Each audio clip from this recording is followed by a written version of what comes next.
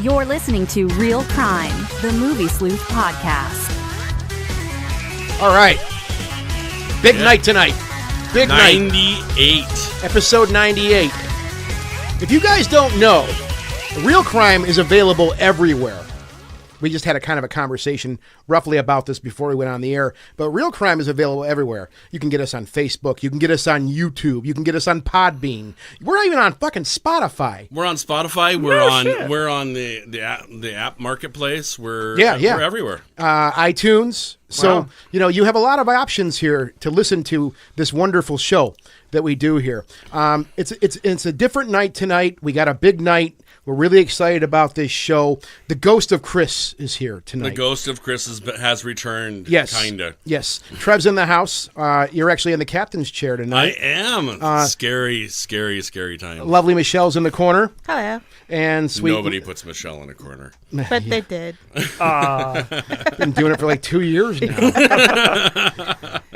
Mr. Chris is also in the house. Hello, Chris. And of course we have Scott. Yes, hi. That's Chris Jordan. Chris Jordan, yeah. The ghost of Chris is the Chris George. Yeah, we're going to really confuse everyone tonight. I promise, at least twice. Yeah. At least, So, you can get us anywhere you want, basically. It's funny because I wanted to mention that because I noticed the Spotify thing last week when we were doing the show. Okay. And I actually went on Spotify and, listened to I'm like, wow, this is kind of rad. Like, my stupid...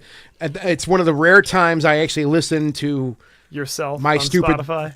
Fucking lame lisping ridiculous voice, but it sounded really good. But you only lisp when you're really excited, so it works out. Is that how that works? But he's always really excited. I know. It's great, isn't it? Or I'm drunk, or I've had a lot of whiskey to drink. We know how excited you are about tonight's episode. I am pretty. This is going to be pretty awesome. I can't wait to get to it. There's a lot of stuff to get to before that. There is. We got to talk about our sponsors. Oh my God, yeah. Let's go, Trevor. So we got Flint. We got the Flint Museum. Oh my God. Yeah, I mean. My girl and I are planning on going up there this weekend, so I finally get to go check it out. Cool. Yeah. Great place. They keep moving around what their exhibits are. Yeah. It's almost never the same experience twice. Yeah. Pretty awesome. We keep flying the Real Crime drone over there to keep an eye on things. We do. So we're keeping up on them. They're keeping up on us. Flint Institute of Arts. Don't forget those guys. They are awesome. They are. Then we're going to move on. I'm going to skip one right now. Okay. We're going to move on to projectorscreen.com. If you guys don't know what it is, look. This stuff is amazing. There's more than projector screens. There is. Really? What is there, Michelle? Other stuff. Like what? Like projectors. And screens. Screens. Projector screens. Yeah, we take ourselves seriously. And then we have big news. I talked to the guys at Sellerman's on Saturday. Oh, really? And they wanted me to let everybody know that on the 17th, they are having their 3rd anniversary party. I saw that. So, yeah, big deal. They're wanting everybody out there. What night is that? That isn't Tuesday night, is it? I don't know. That's Wednesday night. It's a Wednesday night, yeah. Oh, I'm going to have to shoot down there to band practice. Yeah. Yeah. I might have to go to Uber it over there. They're also having a very big Halloween party there on the 31st. Yep. So if you need something to do, someplace kind of local to you, Sellerman's and Hazel Park, man, don't forget those guys. Oh, man, I got to try their new Moscow Mule. Oh, my God. Oh. It's to die for. Oh. It's so good. I'm still a big fan. And they brought this the first time that Jeff and Dom stopped by. They had the coffee. Oh my God! What was it? Raspberry coffee? No. It was. Oh my God! How can I forget this? The coffee pineapple coffee. Oh, that's what it was. I'm stupid. I'm totally forgetting things. It's brilliant. It's so good. That's an interesting. Yeah, I would not have thought that would be a good combination. Their stouts are amazing. When we were there, my band played there not too long ago, and they were giving us a few beers before the show, and we were all chatting, and I had one of their summer stouts, and he's like, check this out. He's like, a real stout. He took one of them little mini flashlights and put it on the bottom. Oh, of the glass. To show you that light doesn't shine through a stout. Yeah, light isn't. It's like a black hole. Yeah, it is. it defies light. It absorbs it. He's like, a real stout doesn't let light come through. Yep. That's the rule. These guys don't fuck around. It's the real deal. Irish breakfast. Oh my God, dude. Yeah. Yeah. Wow. So if you haven't been to Sellerman's, there's something wrong with you. Yeah. We just sound absolutely. like a bunch of drunks in the best kind of way. We're like, oh yeah. Place rules. I mean, It's a great place. Little bit. It is And what's good. funny is that one of us is actually a teetotaler, so that makes it even funny. No, it's a great place. Check out Sellerman's if you haven't been there. And yeah, the 17th, their 3-year anniversary. And yeah, don't forget the big ass Halloween party is gonna be happening Yep, there. And we're yep. gonna be there for both those. It's gonna be awesome. Absolutely. Now we're going to move on to news. News. We got the Jared Leto Morbius movie is going to be starting production in February 2019. Morbius, the living vampire. Kind of enemy of Spider-Man, kind of not. In the Spider-Man adjacent universe. In the Spider-Man adjacent universe, exactly. The funniest part about that character is that he was literally created because the comics code said you can't say vampire. Vampires are bad. And so they went, fine, he's not a real vampire. He's a living vampire that sucks through his hands. You know? Huh. In general, he just kind of sucks all over. But anyways, yeah. Don't judge his life. Don't kick I'm shit. not judging his life. Sucks all over town. He is a professional sex worker. Well, that'll be an interesting movie. It might be. And then we have Paz Vega has joined Rambo 5. So that one's going to be kind of interesting. Apparently, she is playing the sister of the new of this episode's victim. That's going to be kidnapped by the cartel, and she's the one who goes to John Rambo. On the horse. Hopefully. With the hat. Because he's got the cowboy gear rocking it this time, so there has to be some horses in this thing. Totally backed. Totally fucking backed, man. Can't wait. And then we have big news from DC. James Gunn, it sounds like, might be taking over Suicide I Squad. saw that today. And the best news about the whole thing is that it's sounding like they are totally dumping Suicide Squad 1. That this is going to have nothing to do with it. Thank It's not God. going to be a sequel. They're giving James Gunn the reins for the script, for everything, and letting him run with it if he takes the job. I can't help but see the irony of James Gunn directing the Suicide Squad, which was meant to be DC's answer to Guardians of the Galaxy, kind of. Kinda, yeah.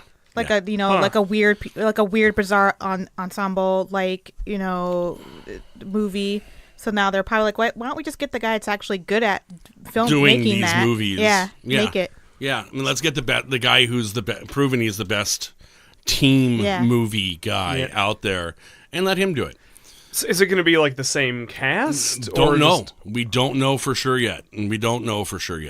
With him, the odds of him saying we're going to mess with the crew of Suicide Squad seems to me like it would be pretty high. He doesn't seem to be one of those guys that likes other people's playgrounds. So, Yeah, I'm curious how that's going to go with DC, though, given that they can't seem to stop themselves from just like terribly From putting meddling Joker in and everything. Yeah. I wish they would have let him make Justice League Dark. him on Justice League Dark would be phenomenal. That would have been cool. That's Except the for, same kind of, I want something where he gets to play with his humor a little Yeah. bit more, though. So I think Suicide Squad, especially if they go with the Gail Simone run on it as the inspiration, they could do some really good stuff with it. And then we have Michael Shannon is in talks to be in Rian Johnson's Knives Out with, James Bond. Okay. What's his name? Daniel Craig. Daniel Craig. Yeah.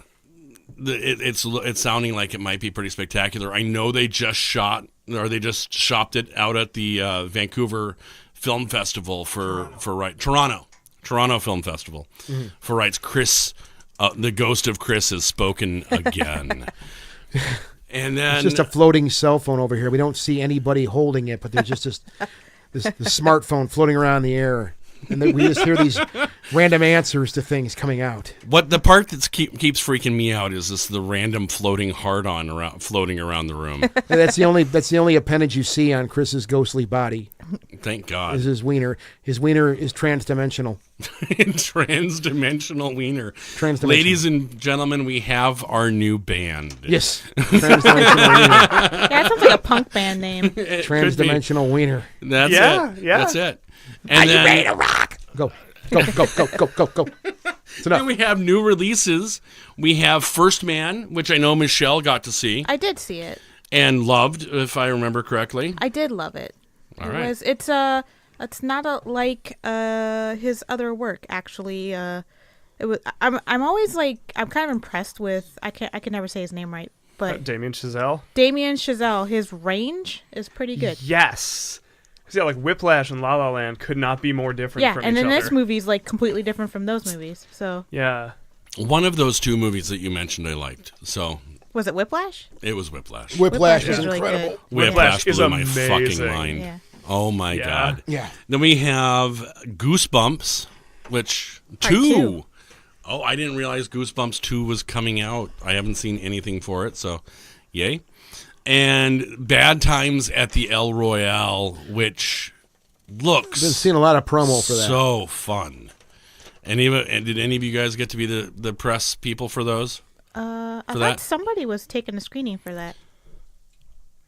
Oh, Mike, did he go see it? already? Oh, he Mr. saw it? Steck took it. Okay. All right, yeah. Well, Mike, thanks for not being here, Dick. The Ouija board, the Ouija board channeling ghost. Chris said yes. Yes, yes.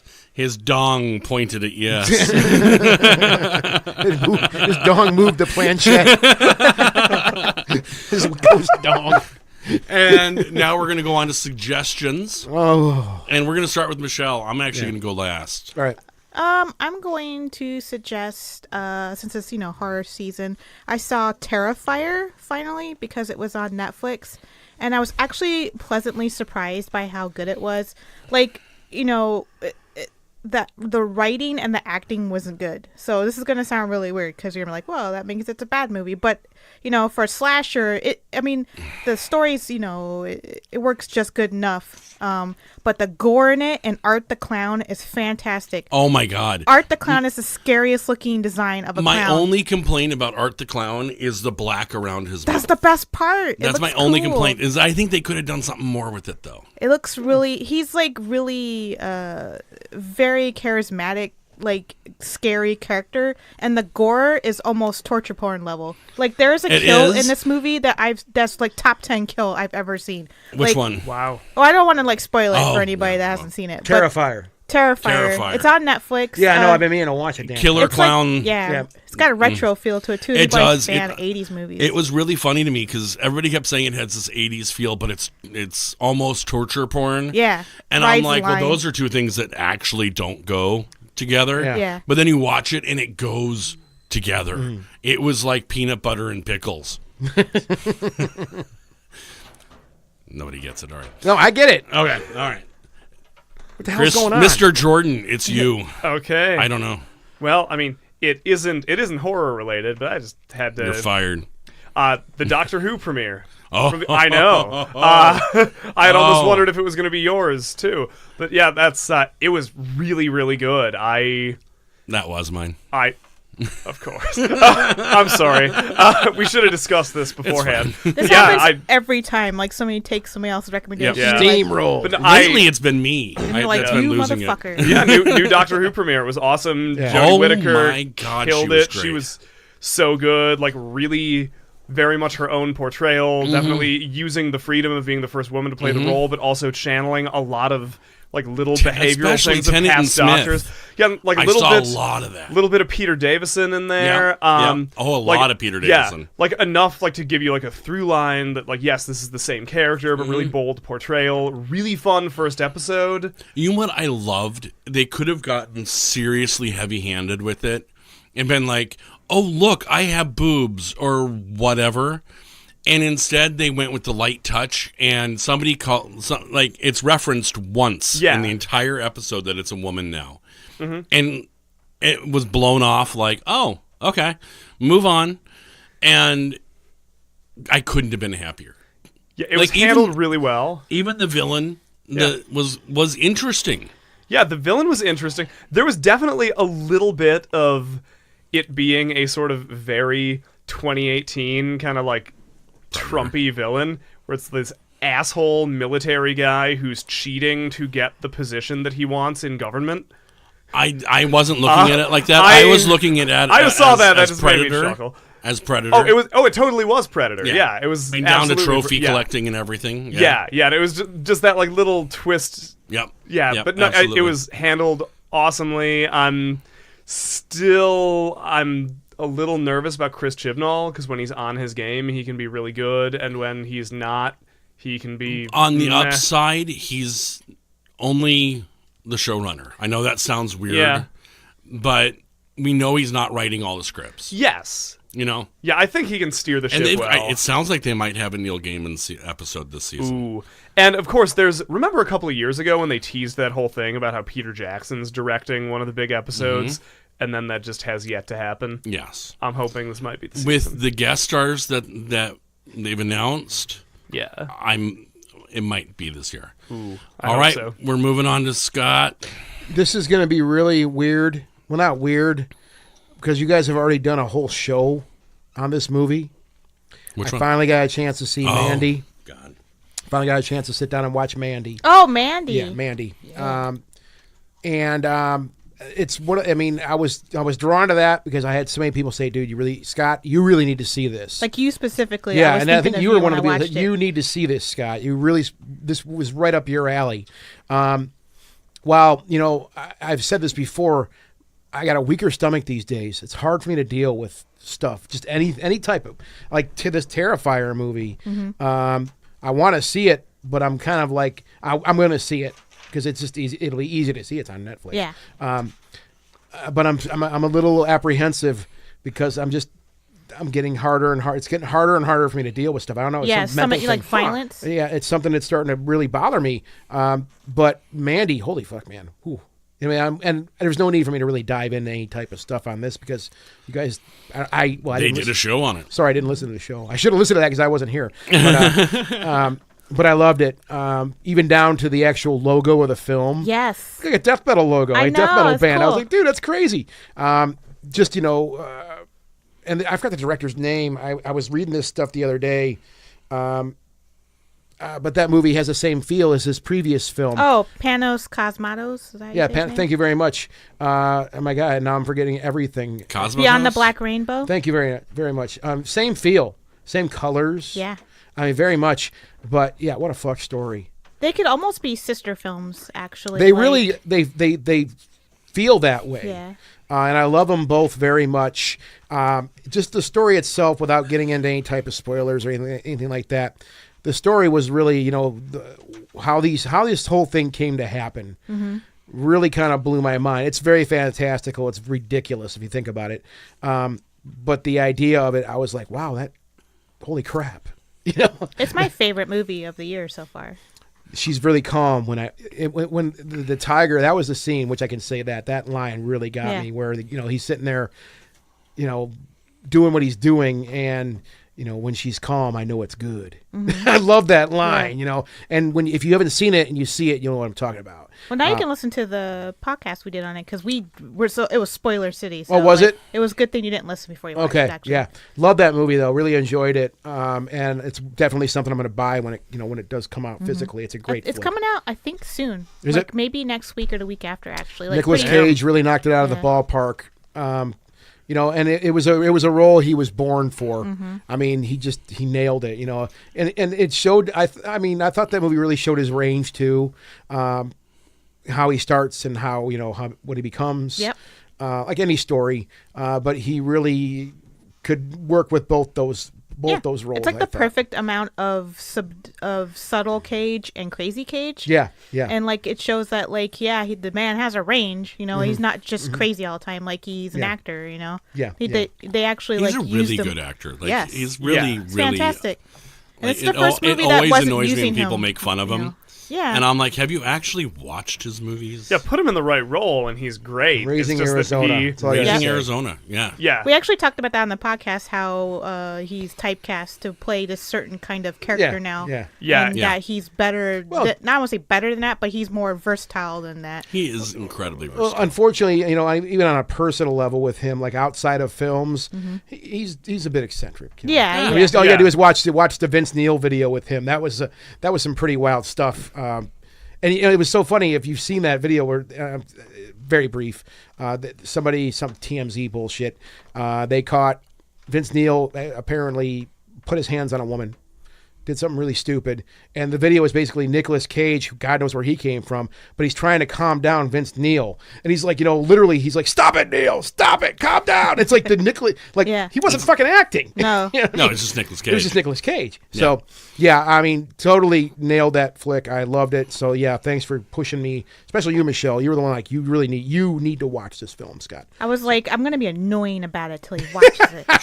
She was. You were annoying with me about it for a while, and then you figured out, wait, he might not care about this. Dude, I was like so in love with that movie for like I just wanted to stop people in the street. Like, have you seen Mandy? And My like, only problem they're with like, the we're movie, gonna call the police, ma'am. You need and to this leave. will hopefully make you guys laugh, is every time I hear the damn name, I want to sing Barry Manilow songs. Oh, God. So Well, every time I posted about it, somebody would post that Barry Manilow song in the comments. that was Of course. that was me. A lot of people did it though. Like it was Yeah. like a thing. I was like, I've seen this.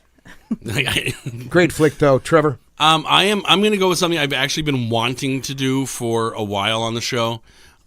Evil Genius. It's a docuseries on Netflix about the woman that I told you guys about that ended up being a cannibal and all that kind of shit. Okay. Cannibal serial killer in the Upper Peninsula. And it all started off with her convincing a guy that was a pizza delivery dude to strap a bomb onto his body and rob a bank for I her. remember that dude. That is where all of this stuff came from. All of a sudden, they start realizing all of these exes Yeah. that are no more. And no one knows where they are. Oh, my God. After the dude with the bomb, her partner actually said, well, she kind of killed her boyfriend, and he's in my ice chest. Oh, my God. Yeah. And it escalated from there. This series just covers the bombing and the boyfriend in the ice chest. Okay. But it is spectacular. Apparently they're working on a second season, as now it has turned out that one of her previous boyfriends she had chopped up into little pieces and served at a barbecue for her local church. Dang. Oh, come on. Seriously. That's why I'm like, fuck potlucks, man. Fuck potlucks. I'm all It's like about 1 fuck out of potluck. 10 is like humans. Yeah. Scott, try the take chili. Oh, shit. It's made from chili. Scott Tenorman's parents.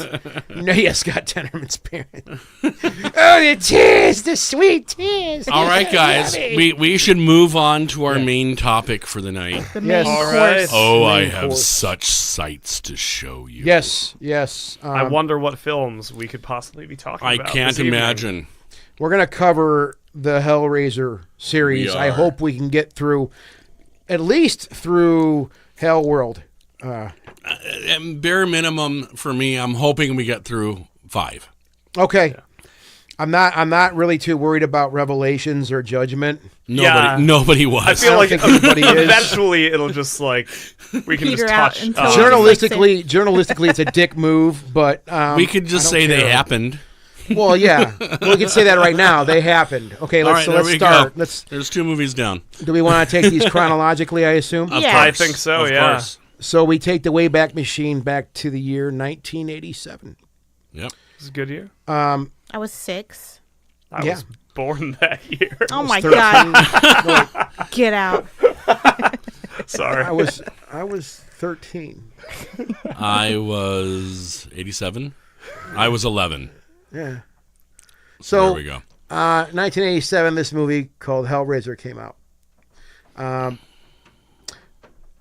Now, is somebody fucking upstairs? Oh, okay.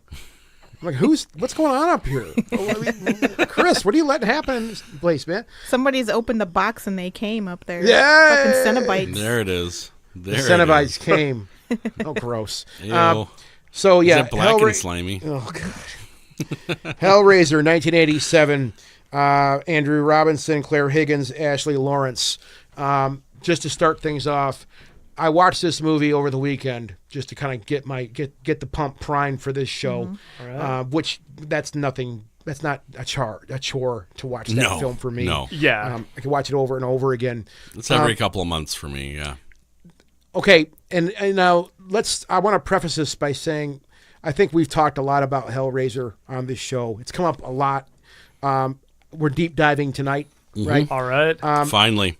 I want to ask all you guys a question. You guys can just take this, each one of you. Yeah. Okay. What was your first impression when you saw the Cenobites? Let's talk about this. For me, it was interesting. I had discovered Clive Barker books when I was 8, 9. My mom had left the Damnation game out, and I took it and read it.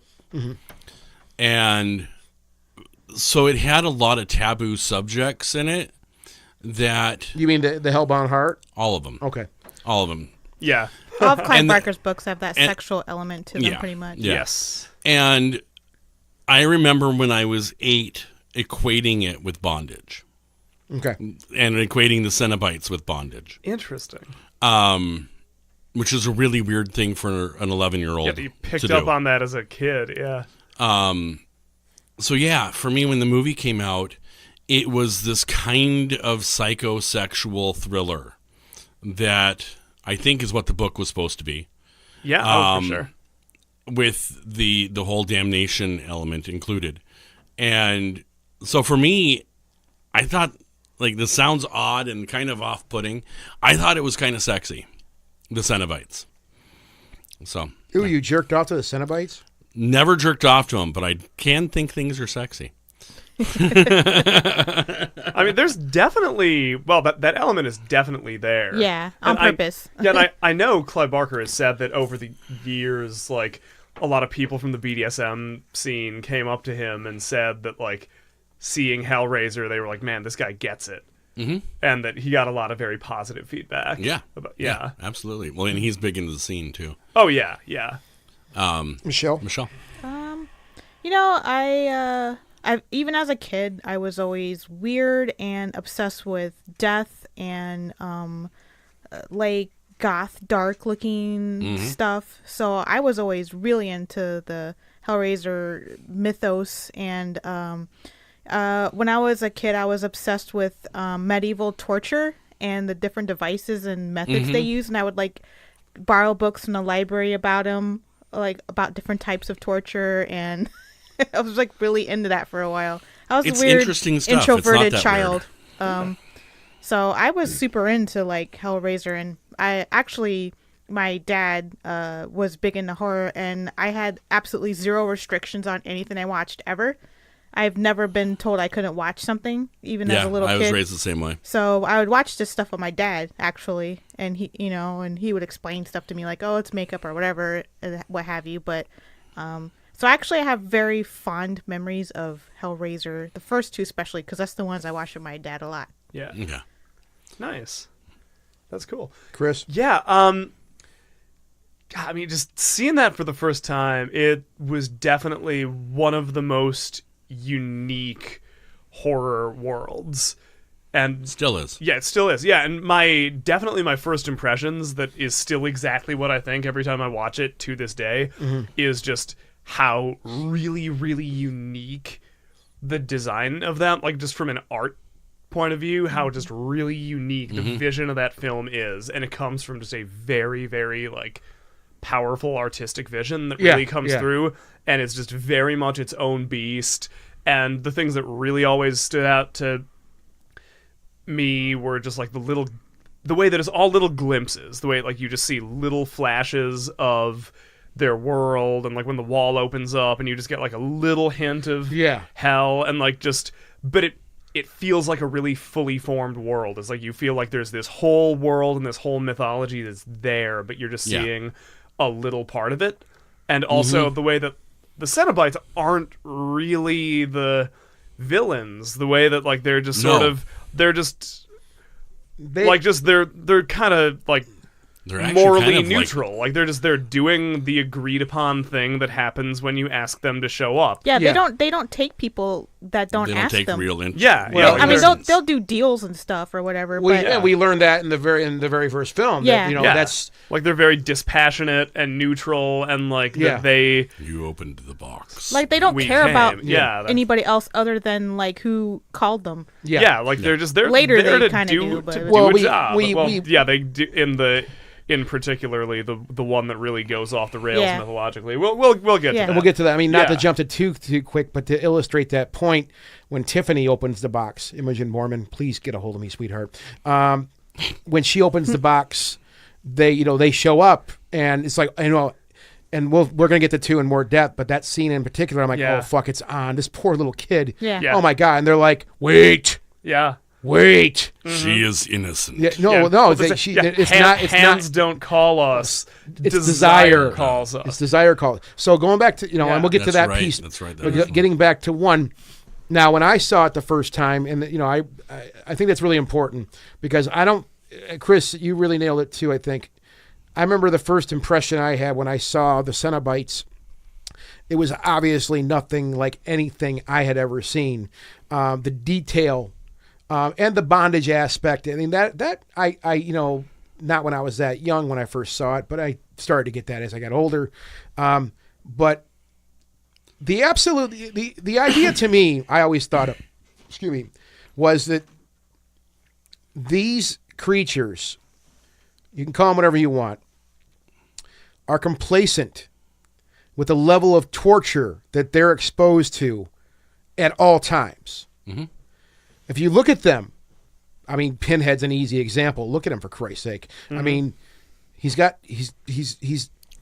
not only his head, which is like completely ridiculous, but you see the carves in his body that are opened up and exposed. Yeah. And all of them have these little, you got to look close. Little details. All these little details, Yeah, right? his clothing is like woven through cuts in his skin. Yeah. It's And kind of like that- when people like get hung by their piercings and stuff Yep. when Yeah, they're it's, hanging. it's like suspension. all Yeah, all the suspension. Cenobites have that. I'm sorry, Michelle. I didn't mean to cut you. Oh no, off. you didn't. Okay. All the Cenobites have that aspect that you're talking about. Their clothing, the leather, is literally woven into their skin. Yep. And that's something you pick up. You read that kind of stuff. I don't think it's really ever hinted at in the films. You can see it if you look. If you look, yeah. But it's if you read fan fiction like I did for Hellraiser a lot, Gross. you learn those things. read some Yeah. Pinhead and Shatter erotic Oh slash yeah, fiction. hot, some hot stuff, man. But even Pinhead. Now, if you look at Pinhead, and my first impression, honestly, when I saw Pinhead was like, this is kind of ridiculous looking. It's just ridiculous looking. I remember my dad seeing it. And he was just like, "What is this guy? How far are these guys trying to push the envelope here?" But you get it after a while. Not even after a while, very quick, I think. Well, When, Doug when he Brad- starts to talk. Yeah, Doug I would say Bradley the minute is like he opens his mouth, royalty. everything changed. Doug Bradley Very took that, regal. and that's what I've been saying. I've said it before on this show about Pinhead, that character. No one else could have done that role like Doug Bradley did, a classically trained actor, a theater actor. He took this grotesque creature. It made that him beautiful. Well, made him into a poet. Yeah. He became a poet, man. Yeah. There's so many great lines, and you've quoted one. We have all of eternity to experience your flesh. I mean, all these Your grotesque, pain will be legendary, even in hell, right? I mean, Yeah. there's all these amazing lines, and maybe they were written, maybe they weren't. I don't know, but it was the delivery. Oh The yeah. delivery, man. It's he has a cadence that Yeah. is. It lends gravitas to anything that comes out of his mouth. Yeah. Yeah. Like if he talked at normal speed, nothing he said would be important. Yeah. But when he stops and goes, "Your pain will be legendary, Yeah. even in hell," it's like, Yeah. ow. So these characters, you don't hear much from Butterball or the Chatterer. Well, you hear it from the Chatterer, Yeah. or even the female Cenobite. So the female Cenobite, and we've mentioned this before. Not to spoil the Hellbound Heart, but they did change things a little bit in the film. Pinhead was not the leader. the female was more the leader of the group. Yeah. And it was hinted at. I mean, there was these subtle things that Clive Barker talked about with Pinhead in the book where, Pinhead was more of a soft-spoken kind of weaker character. Yeah. He was there. I mean, he's a fucking Cenobite, but he was not what he was portrayed in the films, which I'm perfectly cool with. Yeah, 'Cause, there's a lot of changes character-wise between Yeah. the book and the film. Yeah. And I mean, especially the Julia and her husband being older, and Kirsty being his daughter. Yep. And in the book, they're just all friends in their early 30s. Yeah.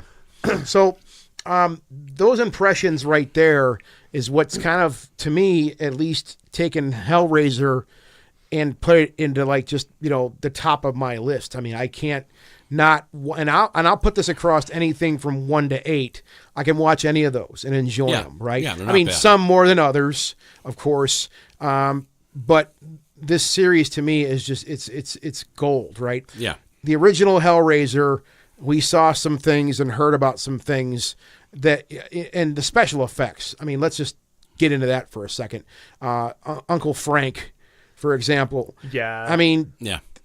more fantastical ideas of just having to rebuild a person. Yeah. The regeneration scene is still one of the coolest scenes I've ever seen in a horror movie. It is. Where his flesh forming back on bone and all of that. Yeah. Just amazing. And when you watch like Leviathan, they really go into how they did everything and how obnoxious it actually looked.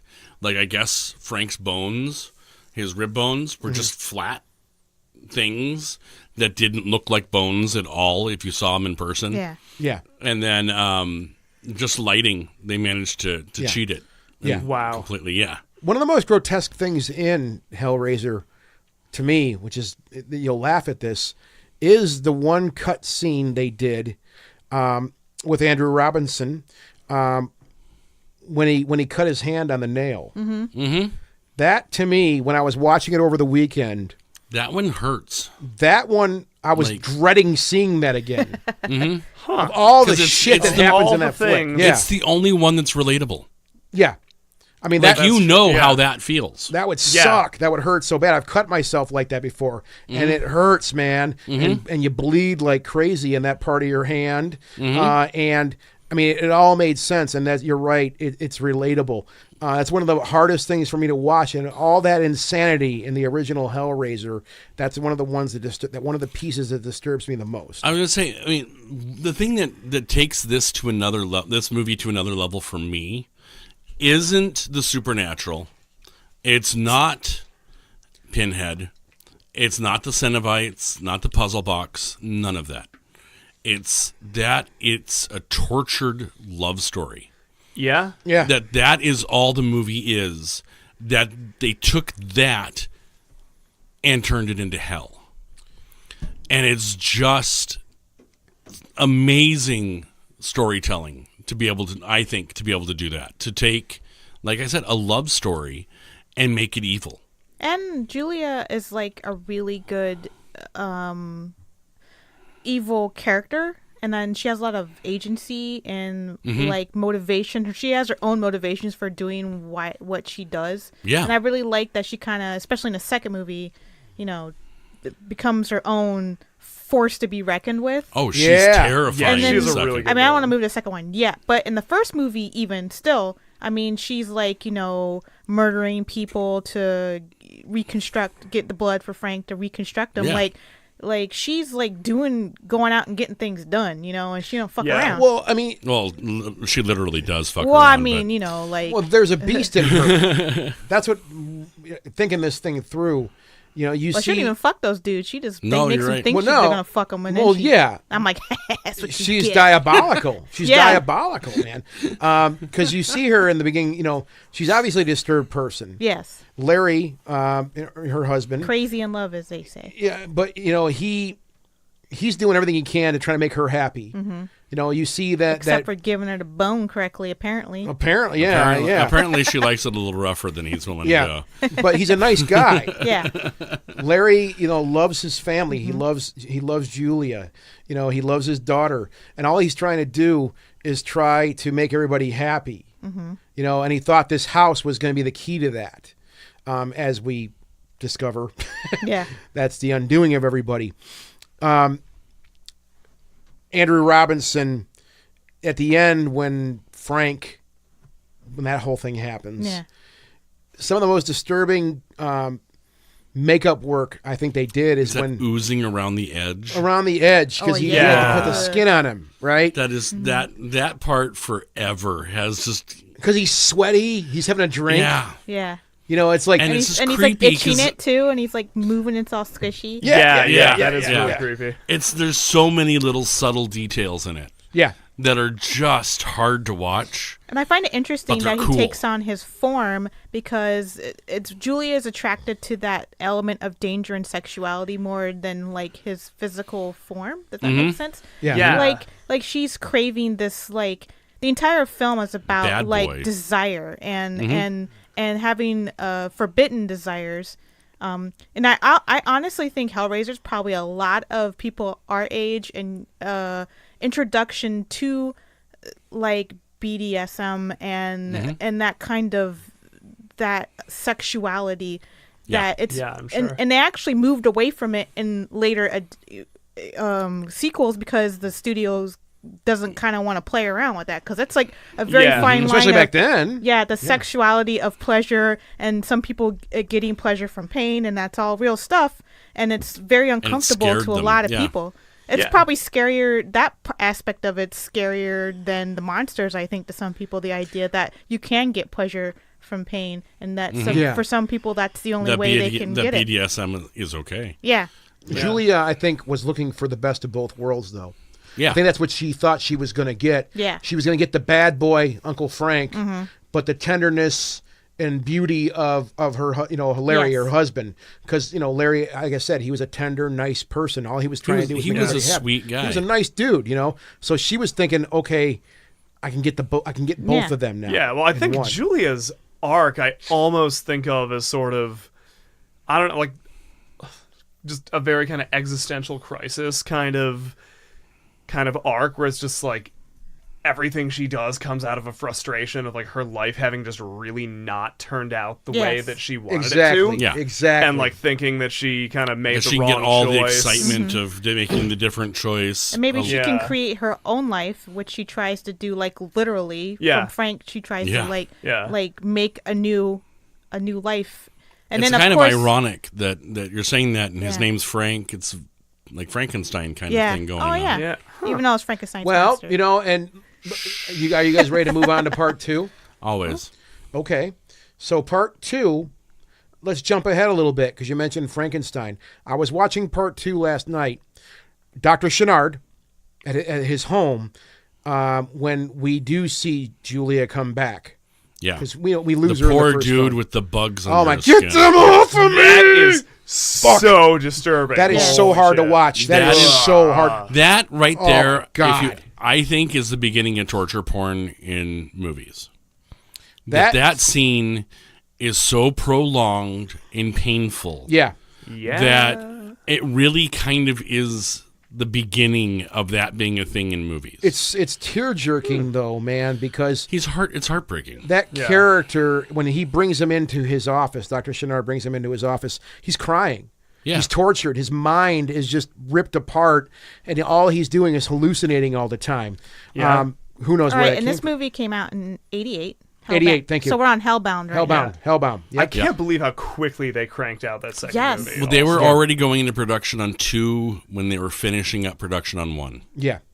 So That's unbelievable. to And jump Clive ahead, Barker directed the first one, and he didn't direct the second one. No, he produced. He produced the first and one? like he produced the second, and kind of like he wrote the story, but not the script. Okay. Yeah. Yeah. if you watch, sorry, He was busy directing while they were writing the script, by the way. just to jump ahead here. Now we talked about the mattress scene in in Hellbound. Yeah, it's tough. Oh, As Julia makes her ascent again, and we see Dr. Chenard helping her get her humanity back, basically. make get her skin. beautiful again. We get these scenes in the attic or the up, or it's a room, a big Yeah. room in his house. And I noticed this last night. I'm sure you guys have noticed this too. They show this really hard to watch scene of just all these corpses hanging from the ceiling off chains Yeah. that have been just sucked dry, literally. And then there's thunder and lightning coming in through the windows. And you see her kind of like another one, she eats another one. And she's still got the bandages on. And Chenard, they cut over to him, and he's just kind of sitting there like the mad doctor. And there's like the thunder and lightning coming in a lot, classic look. Yeah. Classic look, a lot like Frankenstein. It is. Same idea. Yeah, it well, probably those- was a homage to that. To be Oh, yeah, honest. well, I'm those- pretty sure that a lot of the story is an homage. Well, Yeah. the first two are like really, really steeped in gothic fiction. Like there's a lot of tropes of like Frankenstein and a lot of other Dracula. gothic stuff. Yeah. Yeah. Hellbound- just a lot of the Hellbound was- themes. Yeah. Typically, I have my complaints about this film. We've talked about this before. This is my favorite of all of them. This is I one. think I agree. dude. Because here's the one gripe, and I've said this about a lot of characters in film. We get to learn a lot of origins. I think the same. Are you gonna say you don't like Pinhead Oh, having a background? Because I don't like that either. I'm not a fan of it. I'm not a fan of I that. found it interesting, and it's grown on me over the years. But it's something that I was like, dude, I was happy not knowing that Yep. these people were once human. I was happy knowing that these were just something from somewhere that we don't understand. Yeah. Right? Or they could have even did it with another Cenobite and not him. Maybe. Maybe. I don't think it would have had any. I don't know. think it's. I If don't they think would have it's done it with bad. somebody else, I think it would have had zero impact. Yeah, Well, it ended up I- not having any impact because they just drop all that shit in the later ones anyway. Well, we'll get to the reason for that. Yeah. But yeah, I never had a problem with what they did in 2. I thought 3 got a little silly with where it took it. Yeah. But in 2, I thought it made a lot of sense because, well, especially in the book, in the Hellbound Heart, there's sort of a whole thing in there that didn't make it into the first movie Yeah. about how Frank kind of wants the Cenobites to make him one of them. You're right. And Oh, he there's wants in the the second experience. one, there's Yeah, the like Dr. experience. Chenard has that, where like Yeah. he wants to be one of them. Like, he eventually gets his And wish. to So think, like that's and to think, I hesitated. Yeah. Fucking yeah. love that line. So I think Fucking like to love that see line. that like that's Yep. kind of where I was think it Dr. gave Chenard, right? just enough background where like you can kind of fill in the gaps. Like okay, like these are the people who were sort of like hardy enough to withstand the torture. Like these are the ones who like really got into Yeah. it. And I you mean, know, it's like, only a yeah. little too. Like they don't. It's not. No, like, it's not like half the Yeah, movie. there's like Yeah. no real. It's just a little. Yeah, it's a little little piece vignette of within it. the You film. know. I mean, towards the I third think act. there's one scene in the movie that totally verifies what you're saying, Chris. When you're saying that it's the hardy ones that survive it, Yeah. in the transformation scene for Pinhead, Yeah. that it starts off with him screaming in pain, and then in the middle of it, he starts smiling and laughing and enjoying it. Exactly. And I think that is really, really Clive Barker. Like the way they Mm-hmm. handle that backstory, like they don't try to humanize him, you know. Like it's not No. well, it's not like what they end up doing in 3. Yeah, the three's the really. Yeah, it's 3 the one they- I don't they- like. 3 that well, Three we'll, got ridiculous. We'll get to 3. Yeah. 3 has many problems. Hell- But like I thought like what the way they handle that backstory and the transformation and yeah, like it does a lot more with like Clive Barker's like the BDSM philosophy. Yeah. And like this sort of dark sexuality of it, and that kind of pleasure and pain. So like, There's more sex in this one too. I feel like there's a lot more emphasis on like the actual carnal sexual pleasure. Like Yeah. Yeah. Is there?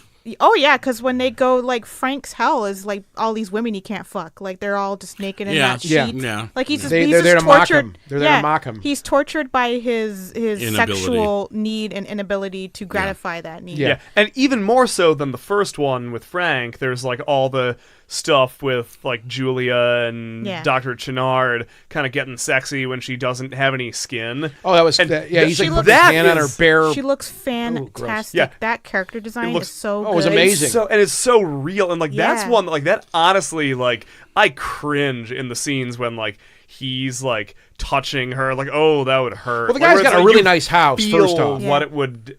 Yeah, like you feel And she's like got okay, those like icy blue eyes looking out. And all Dude's got a really nice pad.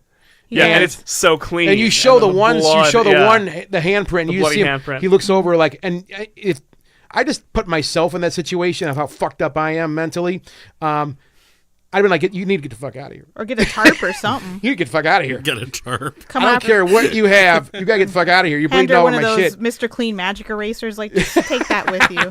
Yeah. So yeah, Stuff that wall. thanks. Hellbound to me, yeah, this is one of those sequels that while I do have some little bit of a gripe, god damn, is this brilliant. I loved how they expanded the mythos. One of the yeah. bloodiest films to me. There's just something about Hellbound. It's one of the most violent, and I say this artfully, very art and tasteful in a certain way. Violent as hell. It's rare I've seen something that violent, and it's rare I've seen a film this bloody too. There's a scene in particular when they walk through the ward with all the patients when they've all been just fucking wrecked. That's Dr. Chenard just going in there and just raising holy hell. Yeah. That all of scene, them with puzzle boxes. and it's Tiffany and my God, Tiffany Kirsty. and Kirsty. Thank you, my God. I'm calling her Ashley because her name is Ashley. Tiffany and Kirsty are walking through there, and they're just looking around, going, "Holy shit, what the fuck happened here?" Right? Yeah. So And a lot of it's like body horror too. Oh yeah. Like well, especially when they get transformed, and it's in a bites. Like when they transform the Doctor, it's fucking badass shit. It's so yeah. fucking badass. but yeah, See, well, that both of was those I with thought loads the of body one of the horror. weakest violence in the movie. Like Really? the worst done. well, I'm I not. thought it looked the that's not the coolest. violent. I thought that was brilliant looking. I thought it was really creative. They how brought him they in. I mean, transformed him. the box comes up. It's in the style of the lament configuration. Yeah. And it's a machine. Yep. It's this archaic machine that's designed to build a Cenobite or create a Cenobite, and you get to see all the grisly, cool Yeah. detail of that. And when Yeah. the little thing with the propeller goes and it starts fucking his voice Oh box my up, and it's like, God, dude. I was like, whoa, it's fucking scary. yeah, that. Yeah. And that's again that line. I love that line. He comes out of there before they put him on the thing. The hell, where he's suspended. Yeah. And he's like, he comes out as a Cenobite, and he's just like, and to think, I hesitated. Yeah. I fucking, that just summed it up for me, man. Like, he was waiting for this, and when he was whole faced time. with it, if you remember, He panicked. He panicked, right? This is what you wanted, though. You Yeah. wanted to see the labyrinth, the Leviathan, right? Yeah. Which looks badass also. Like, oh just my the entire God. inside of the area just looks really cool. labyrinth. A Oh, lot yeah. of hand-painted matte Oh yeah, stuff those in matte there. paintings are unbelievable. Yeah. Like I want to like print those. I wouldn't out. mind Yeah. having like the originals. Yeah, and just the art design and just like the way that it's 'cause you can really see in that one, like even though Clive Barker did not direct it, the artistic vision is very much his because Yeah. he is a painter and you can see all the the matte paintings, the design of the labyrinth is very MC Escher, and then Yep, the yep. gore and the body horror stuff is very like Francis Bacon and Hieronymus Bosch. Yes. And like there's It's like the first movie, but turned up. It just amped up, man, on Everything's just amped up. steroids. But it's amped up in a good way. They amped So up cool the good looking. parts of it. They didn't, Yeah. They didn't go 3 on it. Yeah, Yeah, and the like- music, oh my god. Oh yeah, the score on those first two, so beautiful. It's Yeah. beautiful. I wish I collected. Well, actually, I don't wish I collected vinyl. It's expensive. I don't need another hobby. But if they did have those on vinyl and I collected do. it, They I do. would totally be into that. I have They do. since we've been talking about this. On my next free day, I'm going to Flipside and buying that. You on saw vinyl. the It's the there. advert for that too. You I prick! know, I'm gonna I beat you was- there. I'm gonna fucking beat you there. I and was get gonna that go shit. buy it yesterday. Then I Yeah. got home and Girls, saw that ad on girls, Facebook. girls. Well, you're That's enough. gone. Damn No, it. I want them. They're mine. They're mine. Hey, Call it I get out of here. that's it. Fuck you both. I'll order them online. Support small Support your business. store. Yeah, support your store. Yeah. But yeah, no, you're right about it. Yeah, being the first film that just turned up. But yeah, like Amped up, something that people talk about it being like way over the top and gratuitous, but I No. kind of don't think it is. It feels everything about the design. It's and violent as it feels hell. I mean, very deliberate. really. Like it feels really well thought out. You know no, what though? yeah. The violence in it doesn't feel violent. Like I don't know if that makes sense. It's pretty. Well, it's a Like, beautiful looking in film. its Oh, own it's artfully done. in its Yeah. own way. It's pretty. Yeah. It's Yeah. not like Nightmare on Elm Street or Jason or any of Yeah, that. it's not like gaudy violence. Right. It's I very think because artistic. everything that happens not a has splatter a fest. reason for it. Yeah. Like Yes. it has a story reason to happen. It's not very. The later films are still more gratuitous, but this film, it feels like whenever something violent does happen, it was like to serve a purpose. Yeah. Yes. Well, To create a Hellbound's a mood or masterpiece. something. Yeah. Bottom line, it's a masterpiece. It's my favorite in the series. And by far. I'll stand Mine, by you, even too. with my gripe about it. This movie is just permanently ingrained in my DNA. Have you said what is your gripe about it specifically? I'm Well, no, not sure. I just the origins type thing. I didn't, okay. I didn't Yeah. want, that was my only little gripe, and my- that really isn't that big of a deal, honestly. I mean, Yeah. like I said, over the years, it's grown on me too. Yeah. My only gripe that I was struck again when I rewatched it on Saturday was that the whole thing with the kind of like infighting among the Cenobites comes out of fucking nowhere when Dr. Chenard just picks a fight with the other four, and even rewatching it, I was like, wait, It didn't did I really- just miss a little bit of setup? And I No, rewound it. there to the was begin- no setup for that. So like and it's such a slow burn at the beginning with him Well- bringing back Julia, and it takes its time. I almost wish that movie had another like 10 minutes in it to just like build up the Cenobite lore a little bit more and kind of lay the seeds of that. You know, Chenard, that Cenobite, when he becomes a Cenobite, Yeah. I mean, he's got some great one-liners. You know, He does. And one of the things he says that might help with this is when he is confronted by the other Cenobites. Oh, yeah, when he says, "Oh, good, a fight." Oh, good, a fight. But he said, "I am taking over this operation." Oh, and yeah, you will that's be true. Yeah. So his intention was That's to become like- a Cenobite and then become the head Cenobite. Become the boss, because apparently, Pinhead was the dude. Yeah. Pinhead was the dude, and he wanted to become the Lord. Yeah. At least the Lord of that area, like their job. Yeah. Whatever the fuck that was. Although- but go ahead. I was just gonna say, Must be but as middle far as, like, management. Must be. yeah, he's middle management. So what is Dr. Chenard attached to? What is on the other end? No idea, and I don't want to know. Something really bad. Something creepy. Like, is it like an extension of Leviathan, or like what is that's That's down below the labyrinth that's like hanging on to him? It seems like maybe he's connected to like part of a bigger monster that we just never see. Yeah. So like, is that other monster what's picking a fight with the other four? Maybe. Like, is it Ooh, Leviathan Chris. kind of like? Damn, dude. Never you get thought about that. That's kind of deep cool. cuts, man. Yeah. Holy shit. Yeah. But that's an interesting thought, because I've thought that too for many times. Like, okay, what the hell is what What is on the other end of that crane? arm? What is that thing? You know what's going Yeah. on there? Yeah. It was just cool bio. Great. I forgot English. Carry on. Biomechanical. Thank you. Well, That's and because like when it grabs the top of his head and it opens up and there's like the spinny blade, Yeah, it's I love like that. it's the same as like the bone saw that he's using to cut into the woman's brain Yeah. in the Oh, yeah. first scene. There you go. Yeah. Yeah. Right? everything in that movie was callbacks to earlier too. Tiffany, please call me. Imogen Borman. No, I and I'll keep this brief. I forgot it. It was on the table in a bag. I'm an idiot. My Lament Configuration Hellraiser box Yeah, 'cause set. I with wanted the- to see Yeah, it. I'm a piece of shit. I'm a total loser. I even reminded him on You did. Friday. I put it on the table. I totally forgot. I bought that. For the only reason I bought it was because they did have an interview with Imogen Borman on there. I was above a lot of stuff in this film when I was a kid. I was just a kid. I just was in love with her. Crushing. She just had that beautiful jawline. There was just something about this her silence. All right. you know, All right. We don't need to go into the poetry of Imogen and so Borman. yeah, so she's just really So I put that away.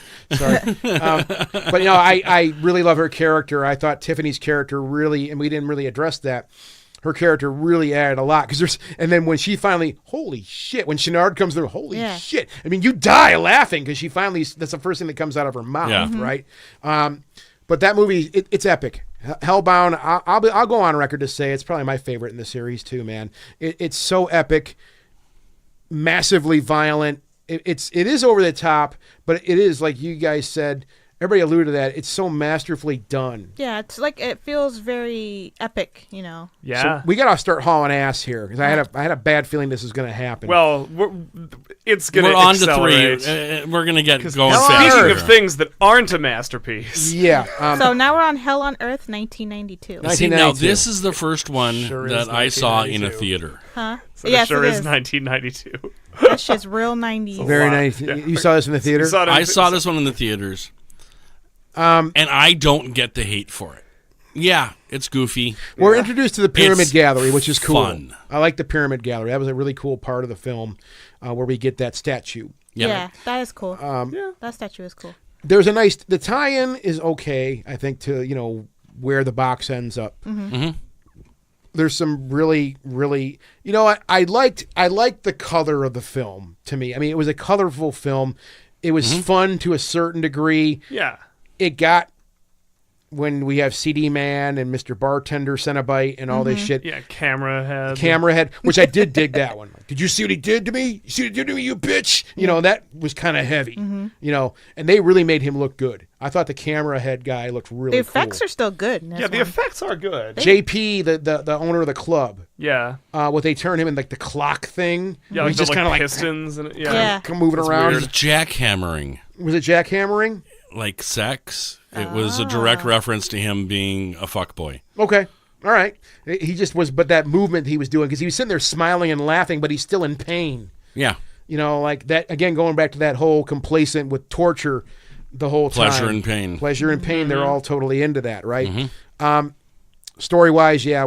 I love what's her name when she turns into a Cenobite with the cigarette and the hole in her throat. Oh, yeah. Yeah. I can dream. I can dream now. I can dream now. I mean, what's there to say? I enjoyed it. It's not the greatest film in the series by any means. There's the church scene though. That That scene was is cool. fucking heavy. There's a lot That's- of really strong visuals in that film, and Yeah. that is definitely one of the strongest. When he does the whole ha ha ha and the Yeah. arms out, I'm like, Yeah. ooh, dude. Is that the Yeah. line where he says that too? Is like, I don't know if I'm in the wrong film or not. Where he says somebody's like, oh my god. He's like, do I look like someone who cares about what God thinks? That's in That's in 4. four. Is that in That's four? in four. Okay, I'm sorry. Well, I'm getting ahead here. Do I He said, "Oh, that's when he makes some sort of joke." He makes a joke about Christ, yeah. Yeah. and it's There's actually blasphemy. funny. There's Oh, yeah. blasphemy in this film. A lot. Well, yeah. it's Clive Barker. They There's- ranked, Yeah. they amped that up for this one. Yeah. There was a lot more anti-Judeo-Christian Yeah. messages in this one. Yeah. Which, again, that's Clive Barker Yeah. all over the Well, we place. were dealing with Hell, so it's already the opposite. Yeah. of it Exactly. is, so. They wiped out an entire club. Yeah, Yeah. That Pretty he awesome. wiped out. Yeah, an entire yeah. club Pinhead did. yeah. by himself. Yep. There's a lot of really I don't know, it's a fun movie. But that's where you start getting into one of my beefs with it is that it just throws all the mythology out the window for all intents and purposes. And Does it though? well, it drastically changes the way that the Cenobites are characterized. Where like they're no longer just sort of like dispassionate, like But at they're the same not time, if morally you- neutral anymore. It's They just interesting. Like, there's a difference between these Cenobites and all the previous ones. Yeah. And it's actually visually apparent as well as Yeah. everything. The other ones have turned blue, are cold, their skin tones have changed. They've been doing it for a long time. yeah, They're not fresh anymore. And these ones have pink skin, are still very much connected to their humanity. They haven't gotten to that point yet. It's just, I mean, seriously, that was one of the first things I noticed when I was watching it. As I rewatched it today, and that was one of the big things I noticed. Is like, holy crap, they're all pink. Like Pinhead still has his bluish white Yeah. skin. They were all still very much human. Yeah, well, I think the way Pinhead behaves like a very different character, I still find a little odd in that movie. But there's also an explanation for that built into the movie. Yeah. That he and his soul are separated. That he no longer has the captain attached to him. He's now a separate being that is just the evilness of Pinhead. And that's what the whole merger 3/4 of the way through the movie is at the end of the movie. So, I mean, it is a different character. And it's supposed to be different and behave differently. Yeah. Fun flick. Fair enough. It's fun. This is fun. It is fun. I mean, I don't know. Let's move on. We're really Well, I think killing the clock. thing here. that we should say about 3, though, Go ahead. is that it's a dry run for Wishmaster. Because Yeah. it's the same screenwriter. So, like, I Yeah. watched those two fairly close together last Halloween and realized they are the same goddamn movie. Pretty close. But Wishmaster is kind of Hellraiser 3, but kind of better, and freed from the burden of being a Hellraiser movie that feels like a total break from the two that came before it. Yeah. So, like, that's at the end of the day, that's It's my a much beef with lighter- 3, is that, yeah, like, it does not feel like it belongs in a trilogy with 1 and 2. No. Whereas No. if it were its own thing, I'd feel a lot more kind to it. Dare I say it's a bit more lighthearted. Oh yeah, it's a we- lot more cheeky. It's a lot more fun. It's also the one that Clive Barker had absolutely nothing to do with the writing of, because Yeah. Miramax shut him out until they were already shooting it, and then realized, oh hey, we should probably like get Clive Barker in here, which, you know. Yeah. I'm just doing drugs. But All right, yeah, so that's- now I don't we're know. on So yeah, Bloodline. Bloodline. No, Yeah. we're on 1990. Bloodline. Saw this one in the theater. Saw Yeah, you said me too. 1996, Heather. Yep. Heather, my God, Michelle. Yep. I haven't 1996. seen you in a while. 1996. When I saw the trailer for this and I saw the Cenobites were going to space, I'm like, I'm fucking sold. When does it come out? I'll be there. Yeah, I'll be there. Absolutely. I remember doing the same thing. Dude, I'm there, man, because I'm a sci-fi dork, and And a that was at Hellraiser dork. that was at the height of Next Generation, also. So I was like, dude, I was all about that. I'm like, let's All go the to horror space. sequels were going to space. Let's go to space, Get man. these motherfuckers in space. 96 was the year horror went to space. Yeah, Leprechaun, Critters, Hellraiser, Mm-hmm. Friday the the 13th. People, Who else went to space? I think people make a sport out of shitting on Bloodline. We've Yeah. had this Okay. conversation. So I used to be this person, Mm-hmm. and then Chris made me a copy of the work print Yes. spliced into it. It's a fucking completely different movie, and they fucked it up. That's how They I met had- Chris. This movie, the work print version, is almost Not as good as Ghost part Chris. 2. What's that? Yeah. They cut out so much Oh, stuff dude, that's it's insane. important. Yeah, the entire plot of Yes, the movie got it's cut gone. out. I Yeah. couldn't believe the Yeah. shit they cut out. I was like, dude, you guys are cutting out like exposition. There's like an entire side plot that's just exercised, and without it, the entire third act is gibberish. Yeah. Yeah, It's yeah. completely nonsensical without that stuff in it. Movie Yeah. came in like an hour 14 in the theater. Yeah. And that was the first thing I remember when the movie was over. I'm like, That's it. okay, I had a great time. I want more. What the fuck? That's Yeah. it? Yeah. It makes so much more sense. It's like a They travesty. only add like what, Yeah. 11 more minutes to the movie? 12. More than that, because No, I also the theatrical cut had a bunch of reshoots too. Yeah. So for the work print cut, there's more footage. That I Yeah. think there's like half an hour of difference or something. Oh wow. Yeah. And it's structured differently because the way that it was written and the way that when Kevin Yeager was still the director that he shot it, it was basically an anthology film, whereas past, present, and future Yep. were like 3 discrete segments. It's like I'm going to be a the- dick for one second. I would love to have seen this and been able to comment on it. Yeah. But somebody's digital copy that they gave me to download failed. Sorry. Thanks, Chris. It's an imperfect craft Sorry. still. But yeah, the It's an plot imperfect construction world. reminded me a lot. It's almost like Cloud Atlas, where there's like these Yeah. 3 concurrent timelines that are happening. Yeah. Like, and they're all connected by characters that look the same throughout each generation. Which, Yeah. when you think about it, is a little silly. Yeah. Like if you think about it too hard, but it's Hellraiser, so let's not think about it that Yeah. hard. Why Let's would talk. you think about it? Well, because that's what I do. But however, I just found that aspect of it so fucking cool. Like that could have been so good had they not fucked with it. Because there's No. like these 3 separate timelines. Like there's like the 1800s, and then there's like present day, which is 1996, and then the future. Then the future. Yeah. And you get to find out the origin of the lament configuration. Yeah. That's what I And loved. Now the set pieces are fucking amazing Yeah. because they Beautiful actually make movie. houses and like buildings that are like you're inside of the lament configuration, like with the gears and stuff. Yeah. And there's a fucking spaceship that turns into it. It's- That's cool. Yeah, the visuals are real, and the way This that one's it so much better than really- 3. Yeah, exactly. And this one, while it eventually flew off the rails and Yeah. everybody kind of took their name off it, like this one, Yeah, since the Clive Barker was theatrical- involved. Yeah, Yeah. it's an Alan Smithy The film. theatrical is an Alan Smithy film. But yeah, I think like in the writing of it, like even though it was Peter Atkins wrote it again, I think that Clive was kind of back more this time, kind of like guiding how could they dove tell. into the mythology. You could tell because of the dialogue Yeah. in the 1700s scenes it was specifically felt like Clive Barker dialogue. Yeah. Now I didn't get to see the work print, but I did read basically a shot for shot what's different. Okay, yeah. And I love the concept that they didn't do in the theatrical cut. I love that the lament configuration was created by a demon to open hell. Well, it was created by a toy maker, and it was commandeered by a black magician. In the other cut, Oh, really? they move everything around for the intro, so it starts off in the 1700s. Yeah.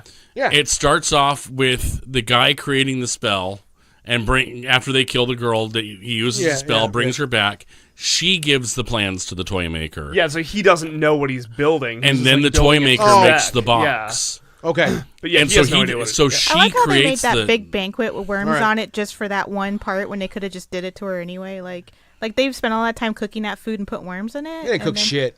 Well, I No, always that was thought, that was all sitting there well before she got Well, and there. I know. I'm just saying they said it. I don't know. I'm just thinking Well, about it again. It's just funny. It could have been like he might have thrown an actual party like 3 days ago. You don't know his life. Can we point out that Adam Scott, yeah. is in the 1700s and he scenes? looks like a 90s person still. He still He just looks like Adam Scott. he Yeah. looks like people that I would have hung out with at that point in time. It was He just really look- Yeah, he off-putting. just looks super 90s. Like even though he's in Yeah, 1800s yeah. or Yeah. whatever. And then they cut back to the 1900s, and he looks like he fits in. Yeah. Yeah. You're like, Yeah. oh, there you go. There's your time period. Now, we talked about the origins thing in Hellbound. Yeah. Well, by this time I had already swallowed the pill. I'm like, okay, I'm cool with that. Yeah. So we are getting some origin stuff on steroids now also. Which Oh, yeah. I was like, I want to know. I want to know all about the lament configuration. Yeah. I want to know all about that.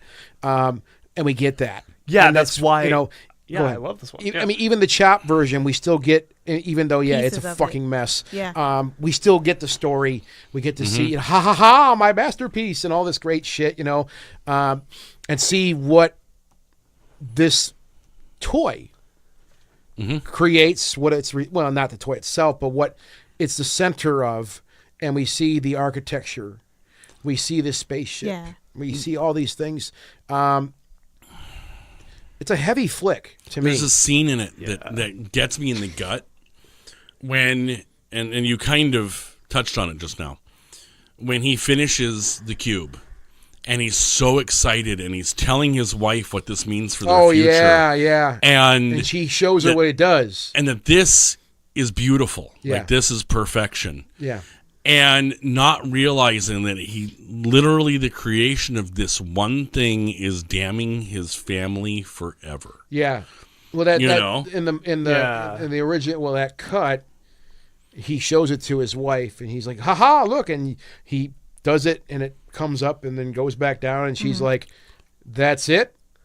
You Yeah. know, which for that time I could only imagine to make something do that. Actually, back then is when they Like, had difficult. they had an automaton that played chess Yeah. and beat people. Turned out it was fake. That there was a guy inside it that was a chess master. Yeah. But they had automatons that actually could get up and walk and Yeah. stuff like that. So I mean, Well, that little piece right there kind of got me because I'm like, I understand what creating things does, and Yeah. sometimes it is something. A Simple. little thing that you create may have taken hours upon hours of work, yep. and you are the only one who may truly appreciate. Well, you are the only one who truly appreciates that because you created that piece of art, right? Yep. That little scene really kind of like, I get it. Fuck her. Divorce that bitch. Whatever. Is the idea of the film that because the box is small, the opening is small, and when they make bigger boxes, it opens it up wider so that more they can. Kind of the notion. I think so. Yeah, like the building that's the lament configuration is supposed to just like blow open the floodgates. Well, he said this is a Holocaust waiting to open itself. Yeah. Or something like that. He said this is not a building. This is a Holocaust. Then they had to go even bigger for the Yeah. space station to contain it. And I find it really interesting in the space station portion when he has a robot that opens it. Mm-hmm. Like he controls it via the little hand things. So like if he has a robot open the box, then is he then immune from them being able to kill him? Like why does he use the robot? And because it goes back to 2, where Pinhead says it's not the hands that call us. It's well, the I think it desire. was on a more technical standpoint too. The Cenobites, while they're powerful, very powerful, I think the idea was because if you notice, like in that on the station, he had the lament configuration with that robot in an isolated like chamber that was locked off. Oh, so maybe he just did it that way so he could seal them off. He could seal them off. Okay, cool. That was He was the whole trying physically the whole thing exists. was to trap them. Yeah, and then destroy those them. assholes have to go in and cut the power, and they had to fuck around. And he said, "I let them out. Stop! Don't do that." You know, that third act has so much shit cut out of it. It's insane. Yeah. Oh yeah. Like And I can't wait to see a this good cut. 20 minutes is cut out. It's ridiculous. And the version that you made is cool because the source that they got the work print from is a VHS, so there's this obvious HD SD difference that kicks in, but it's cool because it tells you you what you're What's missing. different? Yeah, how new much footage. and that's what's so frustrating because actually the first time I saw it was in that cut when I first found it, and I was just struck by like, wow, each of the 3 acts has a really crucial dialogue scene that explains like everything that's important in the mythology, and it's cut. I don't know why would they do Really? that. So I Really? know. Yep. That's And insane. I know the reason why is because this is fucking Miramax. Like we had this conversation the other day, Michelle. How like even before we knew that he was a sexual predator, I always thought of Harvey Weinstein as a piece of shit because he was always famous for, especially with genre films, really underestimating the intelligence of audiences and cutting stuff to hell because he thought that American viewers were stupid. Like, that's why he would shorten down Hong Kong films. Yeah, you would cut out all the exposition in them. And with genre films, with this one, like, its troubled production is pretty well documented, that the studio literally said, horror fans don't want story, they want the gore as quickly as possible. And they want Pinhead immediately. So they cut it to hell and shot a bunch of new scenes to just get to the gore as fast as possible. And they actually gave the guy who took over directing. Yeah. Literally, they gave him the directions of shoot as little as possible, spend no money, and just get this out. And it is, interestingly enough, the same guy, Joe Chappelle, who did the exact same thing to Halloween 6 at the exact same time. Yep. Because that was just when Miramax was on a roll, just thinking that American horror fans are just like Morons. Dumb as dirt. It's interesting when you listen to, like, this is just a little aside, when you listen to commentaries on Miramax films, and especially pre-Weinstein getting in trouble, they'll be talking about him, and you can tell they want to say like really fucked up shit about him, and they're just like forcefully being a little nice, but you can hear it in their voice, like, oh yeah, he was in the editing room, so I wanted to do this, and I kind of didn't get to do it, and everybody hated him, and there's so many good films that I'm sure could have been better because we know they got meddled with, and there's a lot of like there have been like famously not so good films that got director's cuts in more recent years that are really good, like like shocking, 54 right? or Mimic or like, and this is the Mimic director's cut is astoundingly good. Yeah, and like this is one of those too, and I think I should say, we keep referring to this work print version that, so far no official director's cut, but the work print itself is on the German special edition Blu-ray set, and the version that we keep talking about that's floating around the internet in various forms, some kind nerd with plenty of time on their hands that I wish was me, but I'm not that cool, took the Blu-ray and the work print and the shooting script and basically recobbed together what might be the director's cut of the film. Yeah. And like Funny They even self-plug color for our corrected it. website, by Yeah. the way, that if you search Hellraiser 4 work print, we are the #1 hit. Oh, my article that I wrote about. Yes. Oh yeah, I wrote an article about this years your ago. article is the #1 hit for the subject. That makes me really happy.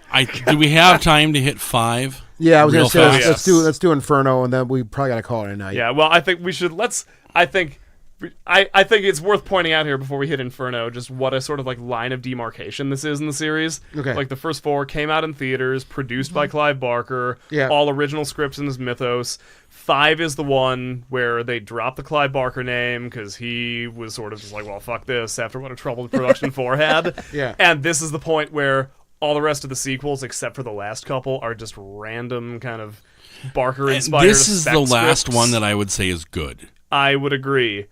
After this, they're still enjoyable. They're still watchable. They're still kind of cool. Yeah. But they're not good. Inferno is a straight up tragedy film. It is. Oh, yeah. It is a fucking tragedy.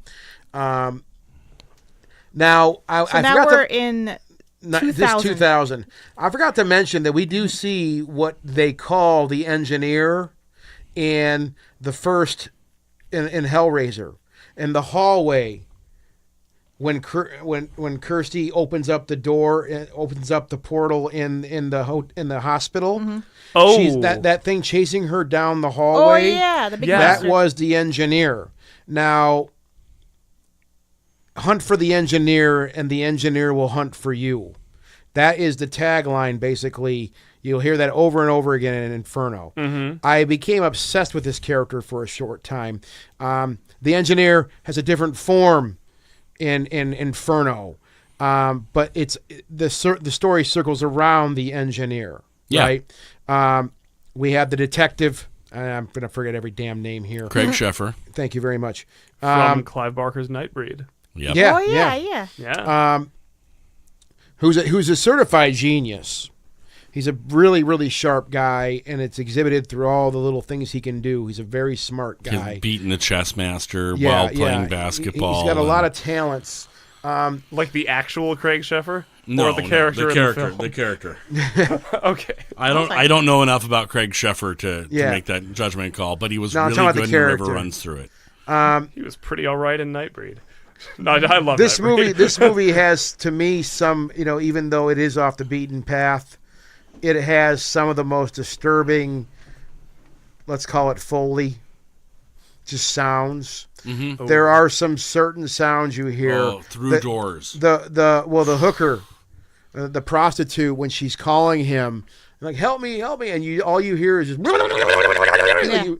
like what fucking monstrosity of a tool is being used on her right now to rip her body apart. Yeah. You hear that same type of sound with his parents. Yep. Towards the middle of the film. The engineer floats through the movie. He's chasing the engineer from scene to scene. Based on they're finding, there's a missing child. The whole story, it tries to tie together. I don't think it does it perfectly. No. But it does end, the final act, why I say it's a total tragedy. Some very cool Cenobites in this. The Wire Twins. Yeah, I like them. Really disturbing looking Cenobites. But the engineer was this character that, he ends up like the randomness of the film is what got me too. Like he ends up at that bar and it's like all these cowboys playing poker, but they're all dressed as and Oh, yeah. and that one dude walks out and he's like, "Are you the engineer?" And he's like, "You flatter me, sir." And I'm like, and then you see the engineer stand up, and that's the shit that fucks with you, dude. Because you see the engineer, because after this, he's that eyeless, that just the mouth and nothing else. He stands up, and you see him get up from one of the poker tables, and he sees him, and he just kind of floats Yep. If you watch close in that scene, he just There's kind of no floats. shoulder movement, There's nothing, nothing. no He just kind of visible. floats out the Yep. door, and this guy obviously becomes unraveled by the end of the film. He's completely lost his mind. Yeah. But has he? Well, That reveal at the end. the reveal at the end, that's where the thing that, like I said, this gets off the beaten path because it don't make a whole lot of sense. Like, why is this guy being targeted so hard? Because Now, he he opened the obviously box. he opened the box up. We know that. in the beginning. But now all of a sudden there's a lesson to learn. Like the Cenobites are teaching you lessons. The now. later They movies weren't. start Yes, doing they that a were. lot too. No, they Yeah, they weren't. were. If you pay attention. Oh, hold on. Well, I'm just saying it's just like the later sequels are more like a story. It's almost like Twilight Zone or Outer Limits, where they're like these weird, bizarre tales, and at the end, like Pinhead and the Cenobites go, "Waha! It was this all along, and now we're tugging you Well, down." yeah, but yeah, That's kind of how all the sequels after this go. Yeah. and they do. Well, and That's consistent This one, through all of them. what I Yeah. thought was interesting was I just rewatched it literally 3 hours ago. wow. Yeah. I had a little mini marathon today. And I caught something new watching this one. And it's him becoming a Cenobite. Oh. Is the story, the entire story. It's them breaking his spirit and turning him into a heartless monster. And that's why at the end, when he Interesting. rips open the engineer's head, it's him inside. Yeah. And the kid is down to 2 fingers. Yeah. Pinhead's talking about how we're killing your soul. And then his flesh walks off, and his spirit with the kid is left behind to wander in hell, in his own private hell. Yeah, it's trippy. So it's literally the creation of a Cenobite that you're watching. The insanity through this entire movie. Every horrible thing that happens to him, every bit of pain, is all taking away from his humanity and turning him into a monster that loves pain. That interpretation kind of makes me like that movie more. Well, no, I think there is like a lot that. of deeper stuff, and I think there are lessons to be learned from that too. Yeah, like I said, I stand by never caught that before. Never. Today I'm watching it and I'm like, oh my God. It's a different type of story. It's more of a drama. Yeah, It it's is. like, It it's is. like It's a a detective. Very much a drama. It's noir. almost a procedural cop movie Yeah. with the That's with what I'm a saying. film A noir. cop drama. Well, it's very David Fincher inspired in the Yeah. look of it too, and the whole Yeah. like vibe of it. It's almost like they're taking unrelated scripts and trying to make them into Hellraiser movies. Yep.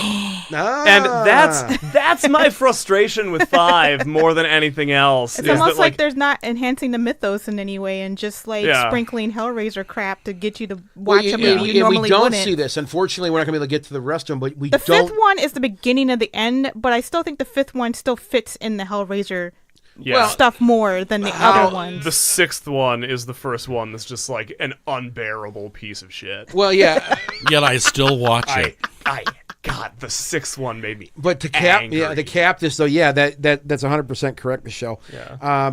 We don't get any type of expansion on this universe. No. We just get different stories of people and situations, and this fucking box shows up somehow. Yeah. And they open it, and all hell breaks loose, Right. and everything Literally. sucks. I only own the first 5 because I think those are the only ones worth watching. I got them all. I enjoy them all. Yeah. I'll Yeah. stand by that. I think they're all great flicks. The first 8. Yeah, well, I was going to say, I only own the first 8. I skipped Yeah. through Revelations and laughed my ass off and said I am not wasting any more than 15 minutes on this. Well, Oh my God. 9 That and was the 10 were- CGI horrible Pinhead. That's the one where they literally made it just to not lose a license, right? Well- and they played it in one theater only. Yeah. all of these sequels after 4 they made to not lose the license. That is it why shows. all of them exist, and that's why they're just random spec scripts. Deader, with, Deader was filmed at the same time as The Prophecy Forsaken, which is another franchise where the first 3 were Spectacular. godlike. And then you have Forsaken, and what was the other one? They did 2 more. There's 5 of them, and I think it was Forsaken that was filmed at the exact same time in the exact same location as Deader. And if you watch Forsaken and you watch you watch The Prophecy Forsaken and you watch Hellraiser Deader, it's the same cast. Oh, no wow. bullshit. That's Watch it. really interesting. Watch So it. it's kind of like Terminator 2 and Near Dark. Is that true? It's Oh, the shit. same cast? Oh shit. Or not Terminator 2, Aliens 2. Aliens. Aliens Oh and yeah, Near Dark. somebody pointed that out when I was watching Near Dark. Yeah, that it is all the same people. Yeah. Look that, Chris. Very Look, true. Ghost of Chris. Look up the Prophecy series. I want to make It's sure I really get this right interesting. The before we Gail Ann call it a Hurd night. Yeah. directed Near Dark, right? Or, no, she not- produced it. what's her Catherine name? Bigelow. Catherine Yeah, Bigelow. Catherine Bigelow. Yeah. Was working with James on the set of Aliens Yeah. and was like, I have a script. Do you guys want to see it? And handed out the script to all the people in Aliens. And everybody's like, oh my God, I want to be in this. Can we do this? And she's like, cool, we can now. That's great. So they finished the production on Aliens in 5 minutes.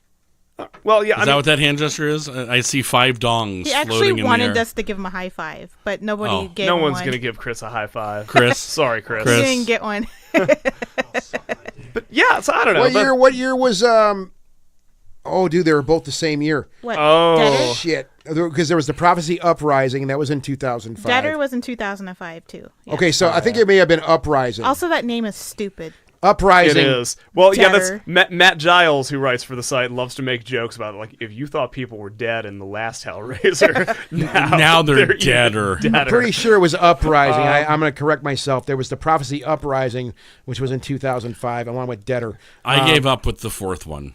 Yeah, the for see, Prophecy. it was Uprising. Uprising was Okay. the one. Same cast between those two films. That's And they were hysterical. filming them at the same exact time. Same time. Hellworld was fun. It was dumb as shit. Yeah. Well, they But tried MMORPG. modernizing things. They tried Hellworld- modernizing things. Hellworld and is like fucking trash-to-piece level though, What's like that? bad. Hellworld? Yeah. Yeah. You would actually be able to do it as one of your trash movies. And it's got Yeah. Henry Cavill in it. Yeah, it's like yeah, redonk. young Henry Yeah. Cavill. And Lance Henriksen, who Yeah. makes Lance Henriksen. everything more fun. And it's cool. It's kind of meta because it's like, Yeah. you know, Hellraiser's like an actual thing that exists in the world, and like there's a game based on it and all that's cool shit. Yeah. It's like just really goofy I have like this soft spot for like older computer based movies because computer technology movies so quickly it fucking Yeah. dates like the next month. Yeah. So Oh, like yeah. this is hilarious. Oh, yeah. Well, that's like watching 5, Hellraiser 5. Yeah.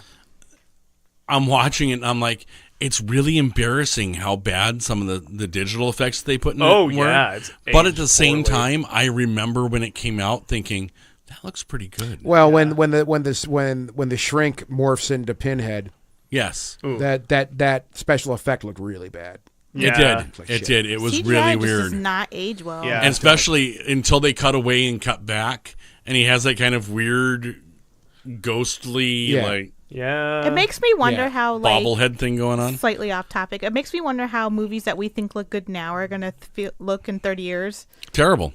Yeah. Unless we can start getting to a point where everything looks photoreal, then Yeah. it won't matter. But you know, you can look back on them though and still enjoy them like Yeah. we do. Yeah. I mean, that's Oh, what yeah. I think Oh, we've yeah. done.